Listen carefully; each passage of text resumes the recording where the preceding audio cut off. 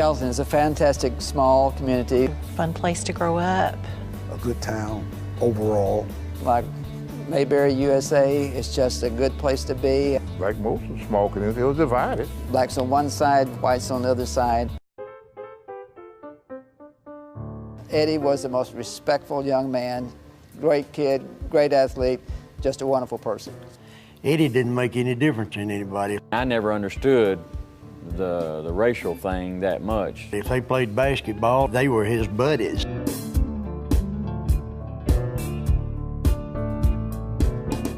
When Bill was born, I knew he was going to be a star. We just believed he was going to be very successful and whatever he wanted to accomplish, we knew he would be successful. Eddie walking down the street saw Bill and some of his friends playing basketball. I saw some black kids playing on the corner lot down there, and man, I wanted to play so bad.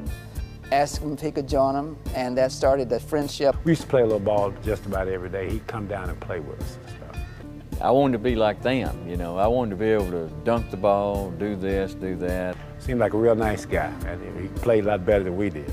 I held my own with him, and I think we both respected each other after that. The two of us could not go to the park together, so we had to find some place to play. We'd shoot so much the rim would fall down. And they developed that friendship over the years, but yet in separate schools.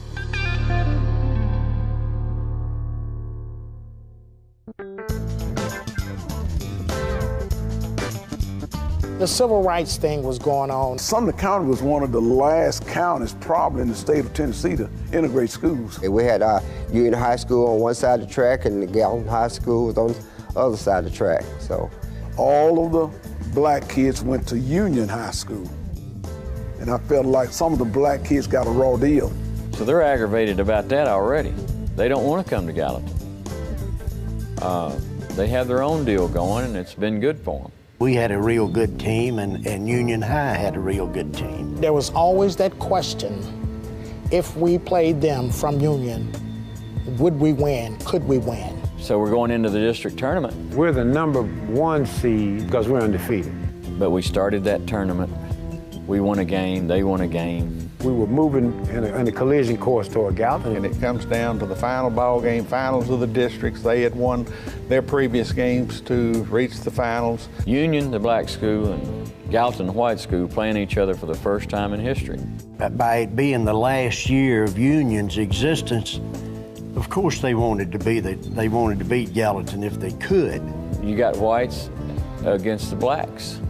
It's pretty obvious that it's going to be tension. the spirit was high because this is something that we've been wanting to do for a long time. This was more like a Ali George Foreman. You hear the chants and the cheerleaders cheering back and forth at each other. They were afraid that there might just really be a riot in the gym. And I looked around a way to see how we're gonna get out of that place. Blacks on one side, whites on the other, standing room only, police everywhere. Everybody thinks something's gonna happen. Something's going to happen. What'd you and Eddie do for fun around here? What was you're not in school, you're not playing ball, what are you doing? I guess we went to movies and just knocked around. Yeah. I was fortunate that I had at one point when we were about 10, I had a little 5-horse all-state motor scooter. You know, It didn't cost much, and Eddie and I roamed on that thing. Oh yeah. Oh yeah, we had a great time. Just like he just held on to the back or something. Oh, he held on the back of me, and we were gone. That's cool. That's cool. I can tell you one thing funny about Eddie. Just like we still go to movies together and cut up and laugh. He'll say, "What are we going to see?" And I say, "We're going to a scary movie." "Oh no, I'm not going to a scary movie." No. he doesn't like scary movies. No, not at all. It's funny, but I was lying anyway. We wasn't going to a scary movie. I just knew it'd get him going. Yeah. Well, that's good. That's good.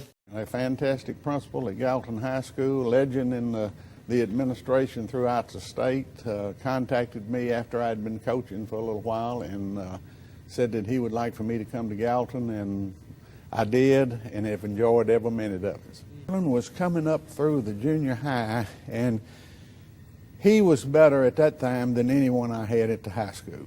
And At junior high. at the junior high level. I did not have anyone that could dunk the basketball on the high school squad. And as a freshman, right here in this gym, he was dunking it left and right, everything. You know, I in all my years of coaching, I don't know what, I've coached every kind of kid, those that come up from affluent families, those that come from maybe mediocre income families and low income families, and some are that way and some are not. But he was just that naturally. And why? I'm sure it had a lot to do with his upbringing with his parents, but he certainly was that. If we were going that hard at each other, we were going to go harder at somebody else. And we had a lot of talent. Mm-hmm. And Eddie was a big part of the talent. Mm. But he was good at everything. But boy, when he got that basketball in his hand, it was awesome, I'm telling you. That's when he was a real star. In the corner, he'd go up in the air and turn around, fire it. Mm-hmm. So the key word was, or words, get the ball to Eddie. We did everything together. I was the oldest, my sister's in the middle, and my brother was younger. I'm 18 months older than my sister, and my sister's about 18, 19 months older than my brother, a couple of years older than my brother. So we were all close in age, and this is where we used to spend the time. My mother ran this clubhouse here. There's a swimming pool back here. Her summer job was running the swimming pool. Oh, wow. So you can imagine. Mm-hmm. We had a built-in babysitter. Come down and run the swimming pool. Swim all day, that's why. Swim, and we played softball out here. There's the basketball course, which used to be the tennis course. The swing set were always set down in the back. But this little clubhouse here was where we had a little jukebox and all the James Brown records and stuff. And we'd come in here and dance and have a good time.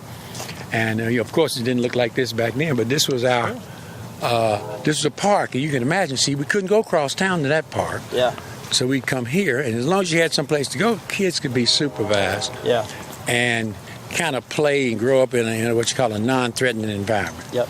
And this is what this was all about. But yeah, my family we were fairly close-knit, but see, my mother and father were divorced when I was 4, so I was the oldest kid in the family. About age 9, my mother said, hey, you got to grow up pretty quick because I need you to keep an eye on your brother and your sister. Mm-hmm. So childhood was something they had. Yeah. I didn't have one. It was always strictly business with me. Tell us a little bit about that game, that final the big game that everybody talked about right before all the integration happened. The basketball game? Yeah, the big basketball game. Well, unfortunately, I wasn't there. Really? No, I was at Western Kentucky. Oh, wow. Playing a little football, and didn't get to go to the game. It was considered a pretty big game in town, wasn't it? Oh, I'm sure it was the biggest game in town that had ever been. Yeah. Now, we scrimmaged them sometimes. Really? Oh, yeah. Okay. Oh, yeah. We did scrimmage. Union, and they were a very good team. Yeah, good athletes. I remember back like when we were in junior high, we were the first class to go through the new junior high up here by the high school, and we were all playing together at the time. And Union was going to play Pearl, from Nashville, and Perry Wallace. Do you remember Perry Wallace? Okay, he was going to go to Vanderbilt, and they came up and played us at junior high. That was a big deal. Man, we made that game for sure. And they were slam dunking the ball everywhere. We were pretty in awe of that. Yeah, that's cool stuff. Right here, I want to talk to us a little bit about Eddie. Like, what was Eddie like in high school? Quiet. Quiet? Till he got a ball in his hand. Yeah. And then he kind of spoke up. Very, very competitive, yes. Yeah. Eddie was quiet and shy. Didn't say a whole lot. Yeah. When did you two become friends? Probably 1958. Really? Wow. Little League Baseball, when they moved into town from Cleveland, Tennessee. Okay. Yeah. How old were you then? 8 years old. 8 years old? Yeah. All right. You and Eddie were the same age, right? Same age. Yeah. All right, that's cool. That's cool. How was he treated in school? Oh, everybody liked Eddie. Everybody liked him? You could not like Eddie. Oh, yeah. Popular guy? Popular guy, mild-tempered, easygoing, good friend. Yeah. He's been my most loyal friend all these years. We've had times not being around each other, but I know if I need Eddie, Eddie's coming. Well, my first experience at the Palace Theater was I came with my brother, oldest brother. My parents would bring us to town on Saturday, and they would go down to the diner, Glenn Diner down the street, and we would come in to the Palace to get refreshment up front, but we'd always have to go out back through the back to go upstairs and sit and watch TV while the other race of people would come downstairs and watch TV. We didn't think anything of it because it's always been that way. So, you know, we were mainly concerned about just being able to watch the movie.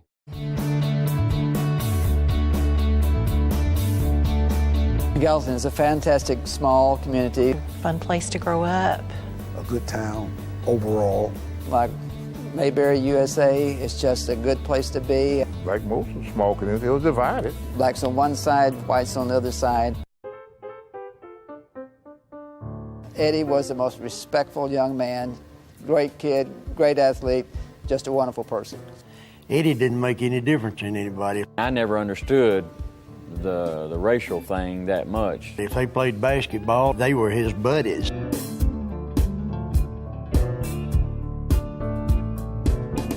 When Bill was born, I knew he was going to be a star. We just believed he was going to be very successful, and whatever he wanted to accomplish, we knew he would be successful. Eddie walking down the street saw Bill and some of his friends playing basketball. I saw some black kids playing on the corner lot down there, and man, I wanted to play so bad. Asked him if he could join him, and that started the friendship. We used to play a little ball just about every day. He'd come down and play with us and stuff.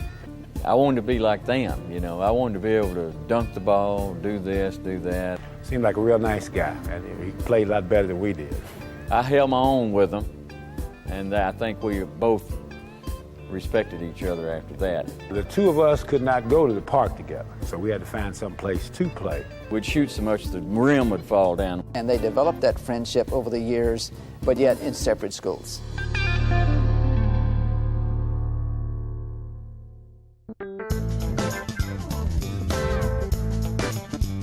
The civil rights thing was going on. Sumner County was one of the last counties probably in the state of Tennessee to integrate schools. We had Union High School on one side of the track and the Gallatin High School was on the other side of the track. So all of the black kids went to Union High School.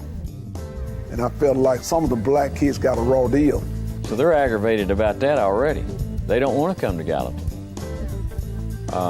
They have their own deal going, and it's been good for them. We had a real good team, and Union High had a real good team. There was always that question, if we played them from Union, would we win? Could we win? So we're going into the district tournament. We're the #1 seed because we're undefeated. But we started that tournament. We won a game, they won a game. We were moving in a collision course toward Gallatin. And it comes down to the final ball game, finals of the districts. They had won their previous games to reach the finals. Union, the black school, and Gallatin, the white school, playing each other for the first time in history. By it being the last year of Union's existence, of course they wanted to beat Gallatin if they could. You got whites against the blacks. It's pretty obvious that it's going to be tension. The spirit was high because this is something that we've been wanting to do for a long time. This was more like a Ali George Foreman. You hear the chants and the cheerleaders cheering back and forth at each other. They were afraid that there might just really be a riot in the gym. And I looked around a way to see how we're going to get out of that place. Blacks on one side, whites on the other, standing room only, police everywhere. Everybody thinks something's going to happen. Something's going to happen. Junior high, well, basically I started we had very few things at first. When they built the high school out on Small Street, we didn't have too many electives. For instance, I had to take agriculture. I wasn't interested in agriculture, but I had to take it. We didn't have typing and things such as that. At junior high school, I was the band director. I taught biology, history as well, being the band director as well. Mm-hmm. Bill? Lincoln, yeah. I think I remember quite well at junior high school. That's when he was quite active in some of the things around. He's kind of a bright young man, so to speak. He was quite interesting. He was quite a talker and expressed his opinion about many things, and very active. I began to admire him for the things that he stood for. Oh, when I knew Bill's mother as a school teacher, when she was a young lady, and I was a young child, and she lived right across the street from the church that I attended. So I saw her every 2 or 3 times a week, in fact. And so when Bill was born, I knew he was going to be a star. He was a little child. He was always moving things. And when he was very small, man, his motor skills were magnificent. I mean, they were great, you know. He could put all the little balls in the little holes and the little things. And he just seemed to have been a guy who was just going to be athletic, you know. And then he started getting tall. When he was about 12, he just went straight up. Hi, I'm Roscoe Orman, sitting here in the Palace Theater in downtown Gallatin with my friend Eddie Sherlin. Thank you. Good to see you, Eddie. Good to see you. And good to be here and to talk about this wonderful project that we've got coming up. Yeah. A story that you're very familiar with. Yes, sir. It's based upon your own experiences growing up here in Gallatin and around a fascinating historical story of changes that came about through your experiences with your good friend Bill. Mm-hmm. I wonder if you could tell us a little bit about how, first of all, how exciting this must be for you. Well, it's very exciting. It's been, a good while since this happened, and we feel like it's time to tell the story. Yes.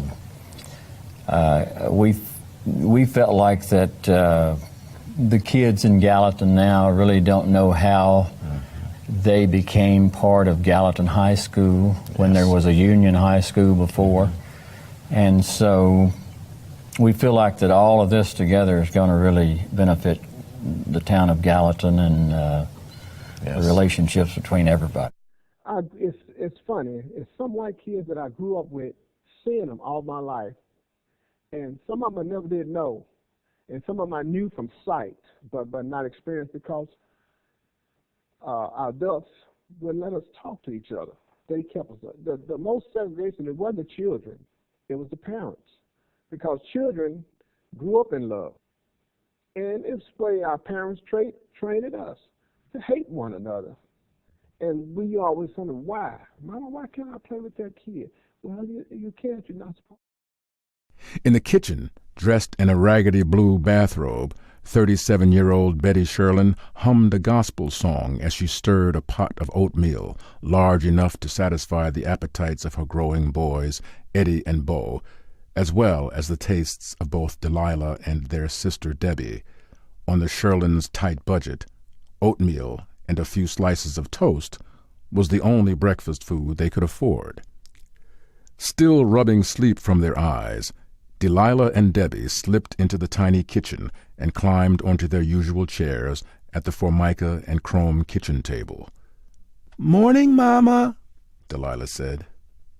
Despite her unusual name, Delilah was one of the most delightful children any parent could imagine.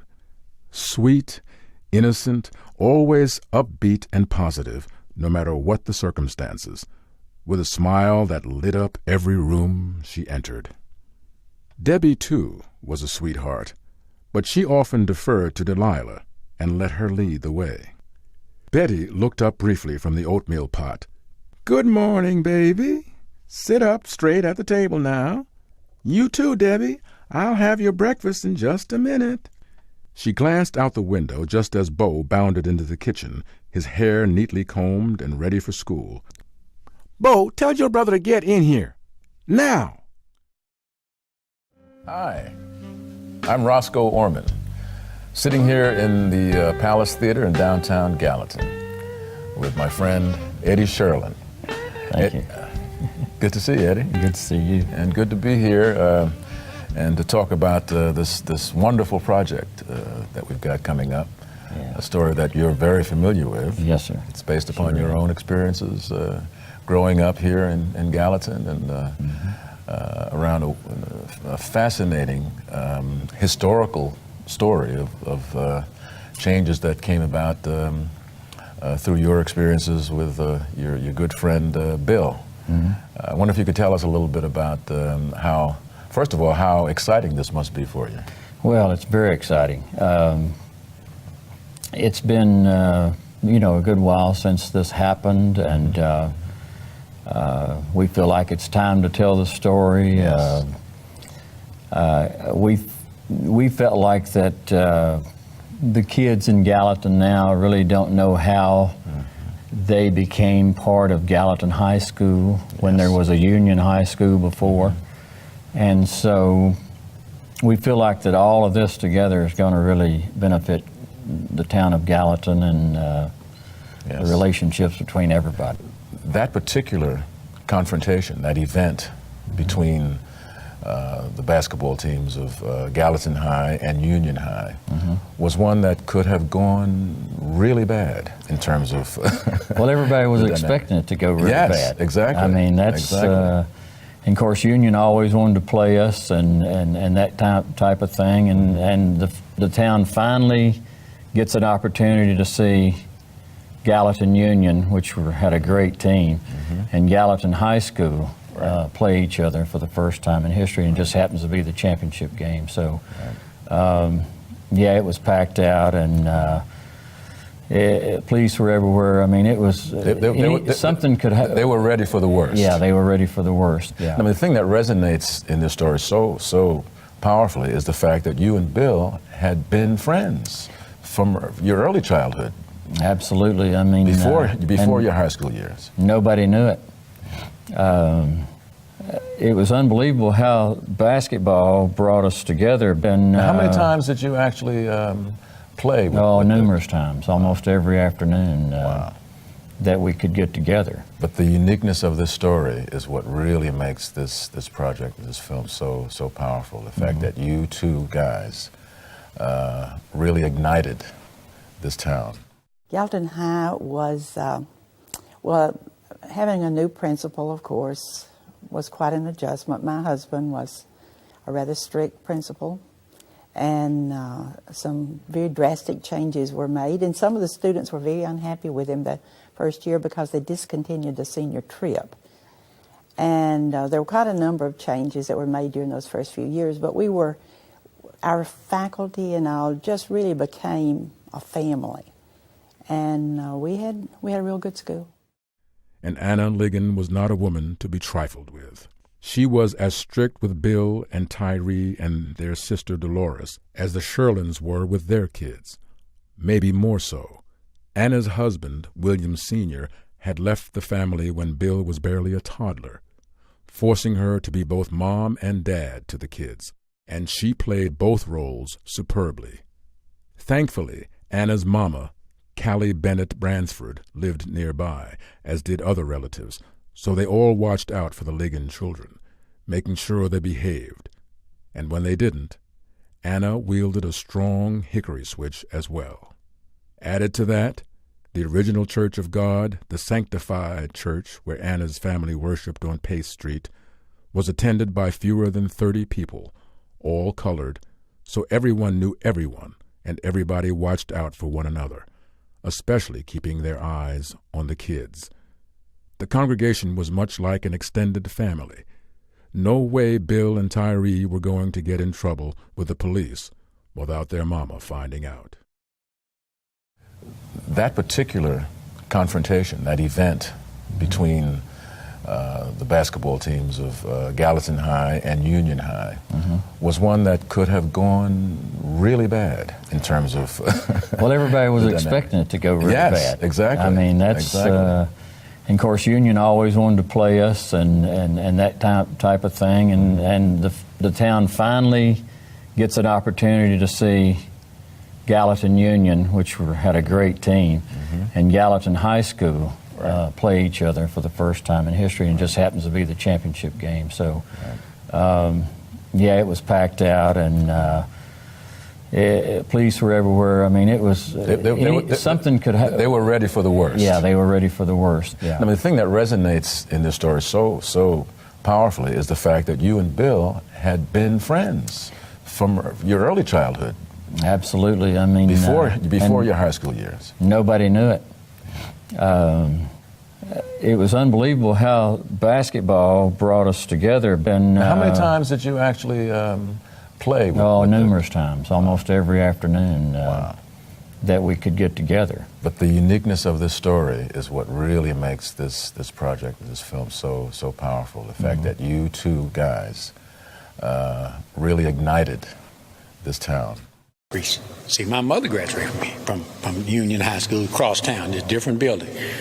And this was my main goal in school was to graduate from the same school that my mother graduated from, and I was able to get that accomplished by 1 year. Now, my sister didn't make it, and neither did my brother, but I got a chance to do that. And that was the big highlight of being able to walk down the hall, see your mother's picture up there as class president, and realize that I was going to be class president of my class. And so this is why it means a lot to me. It meant a lot to me, and it meant a lot to my family, because that's where her sister graduated class of 33. My mother graduated class of 37. I had an uncle graduate class of 47. I had a cousin graduate 47. Another cousin graduated 49, 53, 56. 67, so we were coming out here at all times. Tell you what, that's a legacy right there. Yeah, it was pretty good. That's good stuff. Yeah, that was, and see, that's what people fail to understand about the school loyalties that you don't have now, because our teachers went here. Mm-hmm. Their children went here. Mm-hmm. See, so it was. I went to school with 10 or 12 teachers' kids. The band directors' kids were here. The football coaches' kids. Yes, sir. So that was a different type of environment. It was like a home environment. I got you. Yeah. Oh well, we had a good home life. We had excellent parents. A lot of fun. A lot of fun times. Eddie was a character always. Right. We remember something funny. We were discussing beforehand that many years ago you could go to the grocery store, and when we went to the grocery store, we could always get penny candy. And of course, that's dating us, but anyway, that was we always looked forward to that. So we all got a sack of penny candy, and Lila, my sister, and I, we would we were real conservative with ours, I guess I'd say. Held on to ours. Eddie would eat his right away. Then he'd come in the bedroom where we were and want to know if we wanted to have a picnic with our candy. So we always gave in and had a picnic and shared with him. Mm-hmm. But that was something we remembered as that happened quite often. It was funny to us, and we recall it. And then one time at Christmas, we got a doll that had a hairdryer, the old-fashioned hairdryer that was stood on a stand. And he was so basketball crazy, they used to roll up socks, and that was the basketball. And they tore the hairdryer bottom out of the top of the hairdryer and pinned it up on the on the door trim, the frame of the door, so that they could shoot basketball through it. So we lost our doll hairdryer that year. And then Krispy Kreme started up about that time, and they'd bring a box of donuts down to the little restaurant down there and stick them in the screen. And before they opened up, we'd go down there and eat them. Before the restaurant opened up, we'd get them out of the screen door, or maybe eat 2 or 3 and leave the rest of them. I've asked forgiveness for that a lot of times. All this stuff I'm telling you, I've asked forgiveness for. Well, I was a little fearful there too. I wouldn't go any further than right inside the door, because I didn't know what to expect. Really, I knew everybody was nice to me though. His mother was nice, and everybody was nice, but I'd never done that before. I saw some black kids playing on the corner lot down there, and man, I wanted to play so bad. Asked him if he could join him, and that started the friendship. We used to play a little ball just about every day. He'd come down and play with us and stuff. I wanted to be like them, you know. I wanted to be able to dunk the ball, do this, do that. Seemed like a real nice guy, and he played a lot better than we did. I held my own with him, and I think we both respected each other after that. The two of us could not go to the park together, so we had to find some place to play. We'd shoot so much the rim would fall down. And they developed that friendship over the years, but yet in separate schools. But anyway, I walked down through there and saw some black kids playing on the corner. And I asked them if I could play. And I don't know really what they said or how they felt. But I believe Bill was the one that said, sure, you can play. Because Bill would have been that, knowing Bill, he would have been the one. Now, you know, it took a few games for me to get comfortable with everybody, and me and Bill.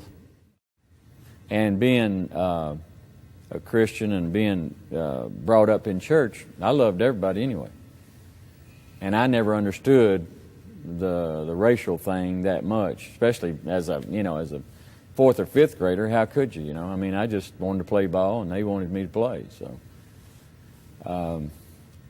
then I didn't want to do it every day because it was more people and more people playing instead of just me and my brother.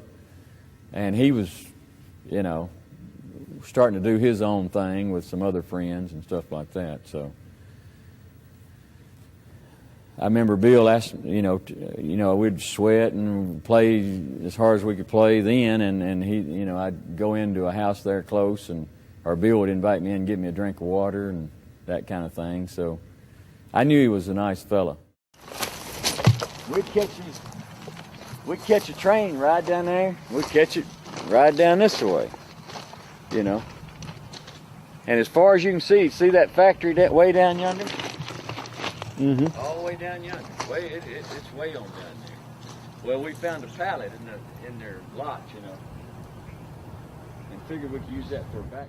He was a good person as well, a good brother. Mm-hmm. I would consider him cool, calm, and collected. That's just the way he always was.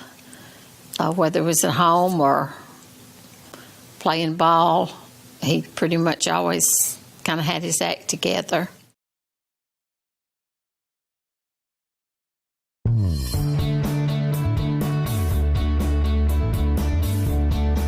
Gallatin is a fantastic small community. Fun place to grow up. A good town overall.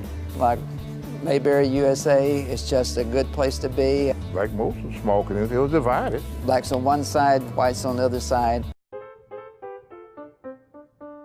Eddie was the most respectful young man, great kid, great athlete, just a wonderful person. Eddie didn't make any difference in anybody. I never understood the racial thing that much. If they played basketball, they were his buddies.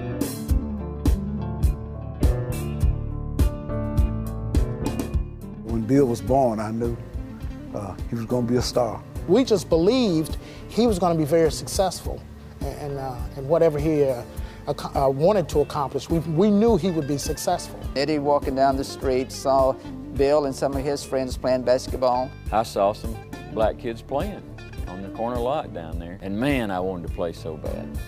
Asked him if he could join them, and that started the friendship. We used to play a little ball just about every day. He'd come down and play with us and stuff. I wanted to be like them, I wanted to be able to dunk the ball, do this, do that. Seemed like a real nice guy, and he played a lot better than we did. I held my own with him, and I think we both respected each other after that. The two of us could not go to the park together, so we had to find some place to play. We'd shoot so much the rim would fall down. And they developed that friendship over the years, but yet in separate schools.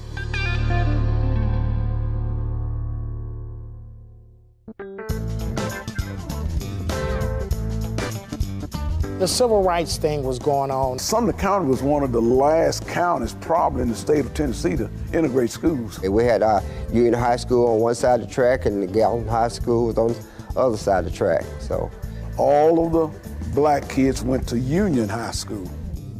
And I felt like some of the black kids got a raw deal. So they're aggravated about that already. They don't want to come to Gallatin. They have their own deal going, and it's been good for them. We had a real good team, and Union High had a real good team. There was always that question, if we played them from Union, would we win? Could we win? So we're going into the district tournament. We're the number 1 seed because we're undefeated.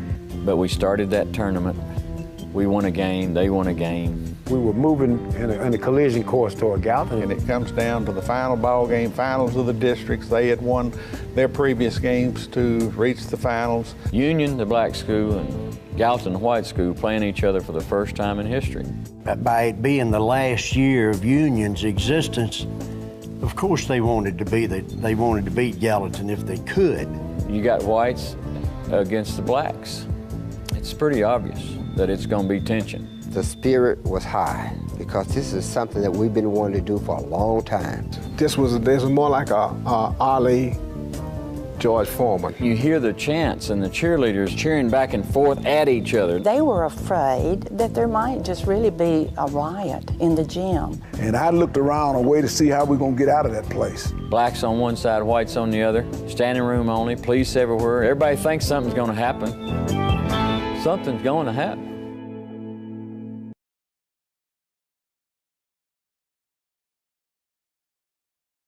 Yeah. She had 2 sons, Walter and Leslie, and we would be playing basketball here. This is when my mother taught. When if we needed a babysitter, I would come here. See, because Walter Lee's mother and them would be here. The restaurant was there. If I ran into a problem, I'd go to the restaurant. I could come here, and this is where I spent my time. From when we would come in from after school, we'd come here. In the summertime, you'd be right here. This was dirt. I mean, when we shot ball, this didn't have any grass. Had a little goal right over here. Backboard was just like a half backboard. It wasn't a whole backboard. It was wood. It's probably right in here somewhere. Because I remember the ball would roll over in the creek sometimes, you know. And then we'd argue about who's gonna go get it. Yeah.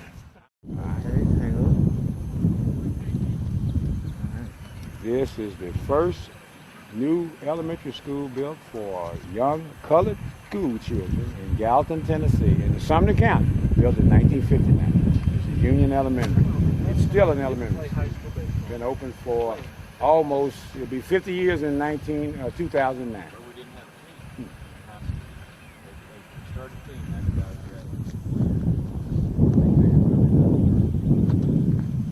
My mother would take her station wagon and pick up everybody and take them to the country school. That's how we went my first grade year. And when this school opened up in 1959, I was in the 2nd grade. 58, 59. 59, 60 was my first year here. I was in the 2nd grade. I walked around the corner and came to the school. And I spent 2nd grade till 6th grade here. We had a graduation ceremony and everything.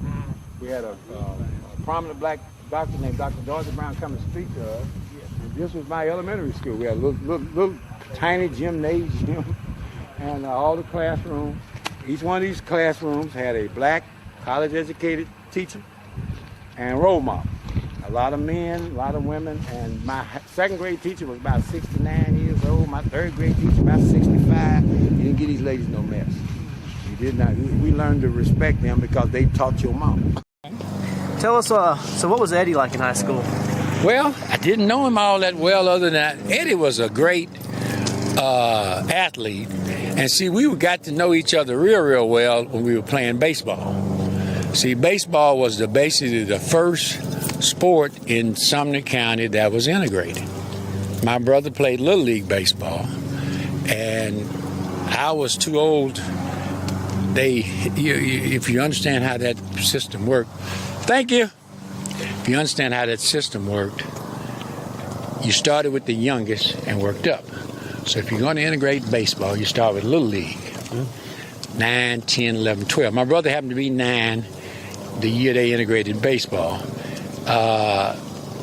When he turned 10, I turned like 13 or 14, and I was able to play Babe Ruth baseball. So I hadn't seen Eddie for a couple of years, but in baseball, that's where we really got to know people real well. Football and basketball, not good games for interaction. Baseball is you stand on first base, you get to talk to the guy. How you doing? How you getting along? It was a good hit you had last time. So we got to really see the type of person Eddie was. He was the best baseball player in the league, and I knew he was going to be a pro one day. But he was an excellent baseball player and a great person. So he was probably a lot more humble than anybody I've ever known that had that much ability. Seriously, he was 10 times better than most of those kids over there. When did you first meet Bill Ligon? I first met Bill Ligon the summer of 1963 after we moved back to Gallatin. We'd been gone for some time. And he was a little short guy. I mean, I was taller than Bill Ligon. He was a musician. He was a great athlete. We were in the band together. He was a great guy, very intelligent, very articulate, very in tune to the community. He demonstrated the kind of qualities that I saw in a young man that could take him many and far places. I saw that in him as a young man. I think the black community was the black community, and I think the white community was just that. The schools, by design, were separate, and that in itself kept us away from each other, that polarization that occurs as a result of not spending time together during the course of your schooling. I remember when he was born, I pointed out to his father his long fingers. I said, "Look what long fingers he's got." And he said, "Oh, they'll just fit around a basketball perfect." And of course, we know that Eddie was a gift from God. He was gifted in sports in all areas, football, basketball, and anything that he attempted, he went with all of his heart. And he was just a good boy, tender-hearted and loving, and I just can't say enough. He was never any problem, and he's just been a gift from God to us, is all I can say. Everything that we tried to be, there were 4 of us who went off to college together, and one of the guys that played on his basketball team, Sam Jackson, was also a brother of one of the guys on his team. And we were like older big brothers to these guys, and we always tried to conduct ourselves in a manner in which they would want to become more like us. We weren't risk takers, anything like that. We had a good time, but we made sure that they understood that education was important and that was first and foremost on our minds at all times. And they looked up to us for that, and they respected us, and to this day they still respect and admire us for what we've done. The street here, and I'd go to town, I could go that way, I could go that way, or I can go around the other way. This is a black neighborhood. And this is all. This is the black neighborhood. This was the black neighborhood. Yeah, everything was down all the way down. And all the houses everywhere around here. You couldn't see that street over there for the houses. So, and for a 10-year-old, 11-year-old, that's a little fearful for me. Coming through here, I told you, I might sometimes start running. When I'd get to that street over yonder, I'd run to town. And Bill will tell you the same way. When he got to town, he'd run. Over here. Yeah, they're trying to get to either like the pool room or to the restaurant where I could stop and rest, and then you sprinted on over in here. And then once you got here, you were safe. This was home. Union High was a very small high school. It housed grades 7 through 12, so everybody knew everybody. Families and brothers and sisters and cousins from the black community all attended Union High School. As a matter of fact, at one time it was a county high school where kids from the surrounding cities came into Gallatin as well, such as Hendersonville, Portland, even Hartsville, which is another county. They all came to Union High School as African Americans to attend high school. Gallatin High was here in this area, and it housed, the kids, the white kids. It's just like the highway that goes through the middle of the town. Blacks on one side, whites on the other side, and they went to their churches, they went to their schools, we went to our churches and our schools, and we really didn't see each other all that much, except for Eddie and Bill, who happened to be basically in the same neighborhood, and that's how that got started. So it was just a separated community back then. Well, I've never made any difference between color.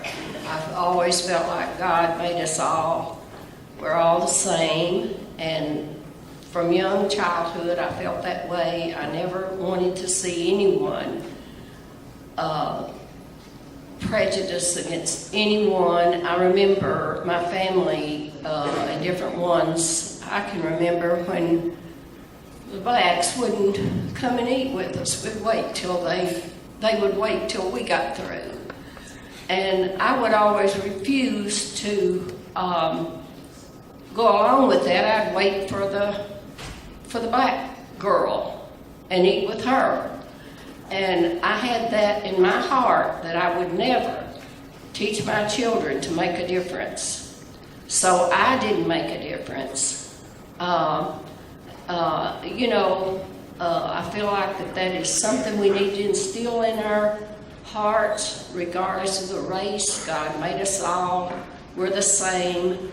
And of course, I didn't know how involved Eddie was with Bill. I knew that he was playing, but I was employed by a company, Field Enterprises Educational Corporation, and sold World Book Encyclopedia in that area.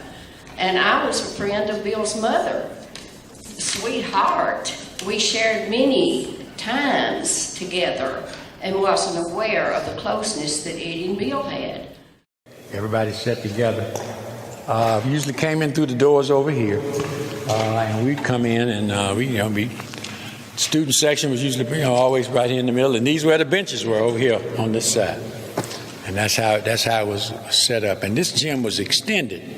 At one time, we had a too small floor, so they extended the gym out a little bit. I think on this end or that end. I think it was this end. They extended the gym out a little bit. Did you see this here? This is where it stopped. And in like 1965, 6, 7, somewhere like that, when I was in junior high, they extended the gym now, made it a regulation gymnasium, because when integration coming, we were going to have majority schools coming in here, and wanted to make sure they had a regulation gymnasium so we could compete. These are the same backboards. They've never changed these backboards in 60 years. No fiberglass. Oh yeah. But this was our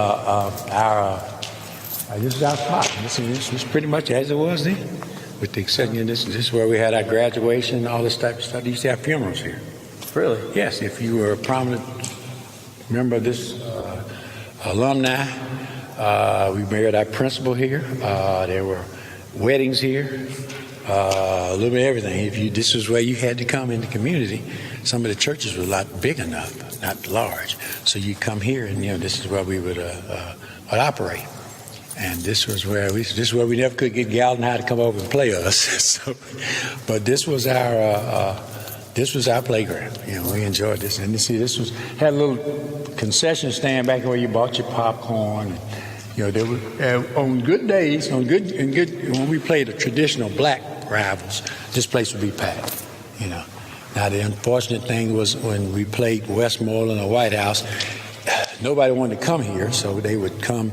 It would be the parents and the school administrators and the team, but they didn't bring any spectators. There were very few people would come, but that's not unusual. You have to understand this was the 60s, and in the 60s, everybody took what you call the low road, so to speak. It was not so much as that, because very few people had any experience with dealing with one another. See, so when you said, let's go to Union High School, so I'm not going there because I'm not used to dealing with those type of folks.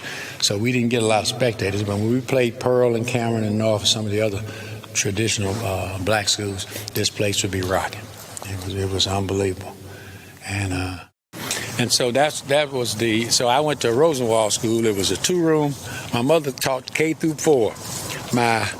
The principal, who ended up being the principal here, Mr. Malone, taught 5 through 8 and was the principal. My mother taught K through 4, and 2 teachers, about 20, 25 students a room. And they would start to teach the kindergarten, then they walk down, teach the first grade, teach the second grade, teach the third grade, and start over again. That's how that worked. So that's how I started school. But that's in the South, most of the rural schools were Rosenwald schools. I got you. And then they built, this school was built in 1950. The elementary school was built in 58. So that was so I just happened to be in the first grade in 58. And then 58, 59, I got to go to the second grade. No, 58, 59, I got to go to the 59, 60, I went to the second grade over here at Union Elementary. So I only spent 1 year in the two-room school system. And then we started over here. And this was the back of our gymnasium. Our football field was right down here. This is where we played football. Right down at where the track is there. That was our, well, we didn't play football, we practiced football. Yes, sir. We played at Gallatin High.